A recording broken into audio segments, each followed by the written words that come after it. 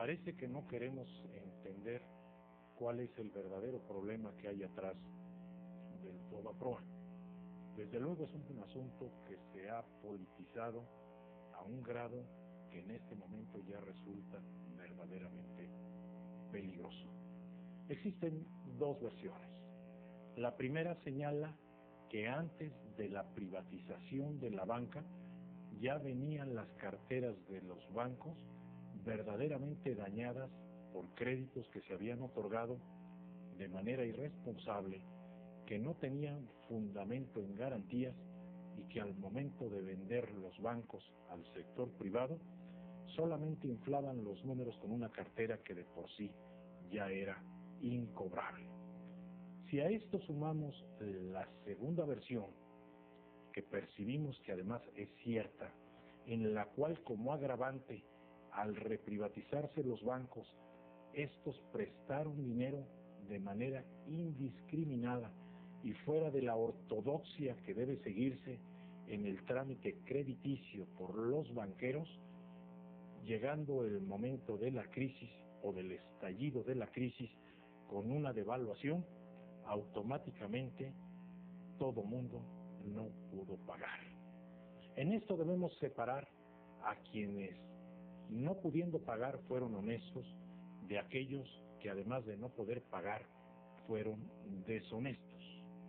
Quienes fueron honestos fueron todas aquellas personas que al dispararse las tasas de intereses variables a la locura del 150%, dejaron de pagar porque su ingreso no les alcanzaba o porque perdieron sus empleos. Simplemente cayeron, forzados por la situación, en cartera vencida, y a pesar de todos los planes de rescate que hubo para los deudores de la banca, ni aún así pudieron pagar hasta la fecha. En ello podríamos poner ingredientes que pudieran calificarse como agravantes de algunos banqueros que, ensoberbecidos, no querían ni negociar. Ante la honestidad de muchos deudores que ofrecían en pago sus propiedades o lo que tenían, y aquellos apegados ahora sí a la ortodoxia de la cobranza, simplemente no negociaron. El segundo grupo de deudores, los deshonestos, fueron aquellos que, teniendo el dinero que recibieron prestado, presentaron suspensiones de pagos o por medio de simulaciones simplemente ya no le pagaron al banco, incurriendo en cartera vencida.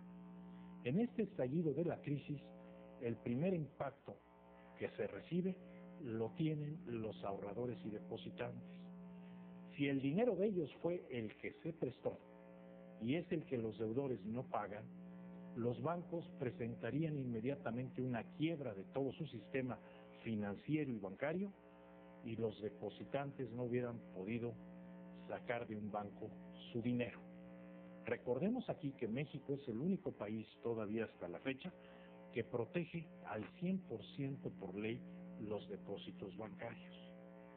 El Fondo de Protección al Ahorro Bancario, que originariamente se había hecho con recursos de los bancos, resultó insuficiente, y ante la emergencia nacional, el gobierno de la República, en un acto unilateral, toma la decisión de rescatar al sistema bancario para que no se agrave la crisis, más allá de la profundidad en que ya se había agravado, recordando todo el año de 95, que no tocábamos fondo y donde el crecimiento ya era de -6. Pero, ¿dónde estuvo la falla? Seguramente la falla estuvo en que FOBAPROA compró la cartera de manera indiscriminada, es decir, no selectiva. Tuvo que rescatar a la banca ante la magnitud del problema con recursos fiscales comprometidos, pero no pagados en efectivo. Es decir, el rescate se hizo a manera de un supersete con papel, con interés compuesto a 10 años, y los bancos no recibieron un centavo. El rescate se hizo en libros y en el papel. Hoy, después de 3 años de estallada la crisis, cuando parecía que el país ya salía adelante, el problema se ha convertido en una bola de nieve que nadie ha podido parar, porque el FOBAPROA tiene un 80% de su valor en un 20% de clientes que no pagaron y que ostentan su riqueza en las calles. Es decir, es gente que sigue viviendo bien, que encontró la manera de no pagar y que en este momento forma parte de esa cartera mala que rescató el fondo para rescatar a los bancos de esta crisis. Si en este momento no se pasara deuda pública, el adeudo de Fobaproa por el Congreso, el efecto que tendríamos sería terrible para la nación, porque quebraría toda la banca. Y si quebraran los bancos, solamente se salvarían aquellos que no tengan cartera en Fobaproa. Y creo que solamente son 3 o 4 instituciones bancarias. Es decir, si un banco tiene reservas por el 8% de su capital, le pagaría a los depositantes en caso de una quiebra 8 centavos de cada peso depositado.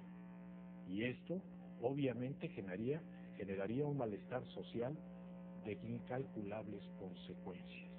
De ahí que hoy en el Congreso, con toda responsabilidad, se está discutiendo este tema y debemos quitarle la politización del mismo.